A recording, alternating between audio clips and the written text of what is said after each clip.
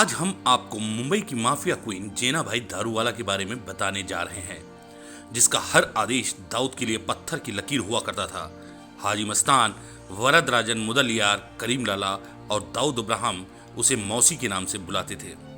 Underworld की reporting करने वाले जाने माने पत्रकार और लेखक हुसैन जैदी की किताब माफिया क्वींस ऑफ मुंबई के मुताबिक 1920 के शुरुआती वर्षों में मुसलमान मेमन हलाई परिवार में पैदा हुई। जैनब उर्फ जेनाबाई 6 भाई बहनों में से एक थीं। ये परिवार मुंबई के डोंगरी इलाके के एक चाल में रहता था।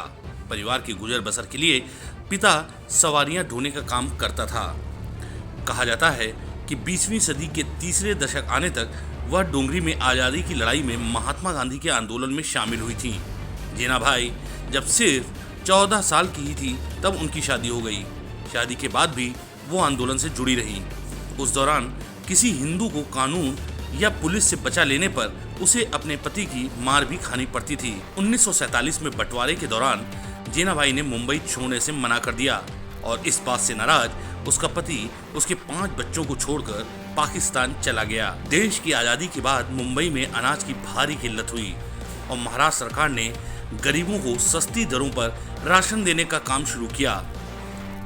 अपना और अपने 5 बच्चों का पेट पालने के लिए जेनाबाई चावल बेचने के धंधे से जुड़ी और यहीं से जेनाबाई ने शुरू किया स्मगलिंग के चावल बेचने का काम।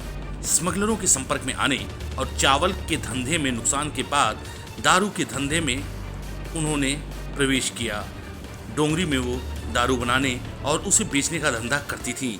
पूरे इलाके में उसका सिक्का चलता था और यहीं जेनाबाई के नाम से दारूवाला जुड़ा और वो बन गई जेनाबाई दारूवाला।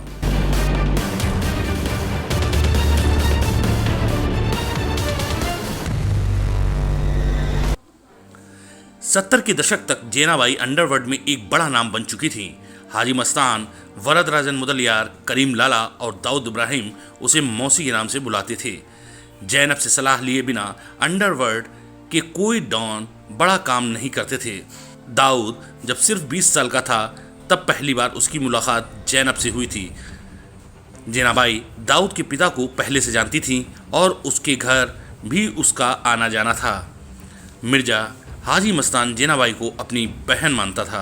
जेनाबाई का बड़ा बेटा भी उसके नक्श कदम पर चलने लगा और एक गैंगवार में उसे गोली मार दी गई। अपने जीवन के अंतिम सालों में जेनाबाई ने सब कुछ छोड़कर धर्म का रास्ता चुन लिया। यही कारण था कि उसे उसके बेटे के हत्यारे के बारे में पता चला, लेकिन उसने उन्हें जाने दिया। हिंदू और मुसलमानों में एकता स्थापित करने के लिए भी उन्होंने कई प्रयास किए।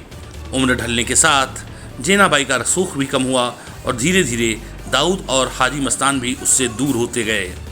1993 में मुंबई में हुए धमाकों की घटना से जेनाबाई को बहुत ठेस पहुंची और वो बीमार रहने लगी। इस घटना के कुछ साल बाद उन्होंने दम तोड़ दिया।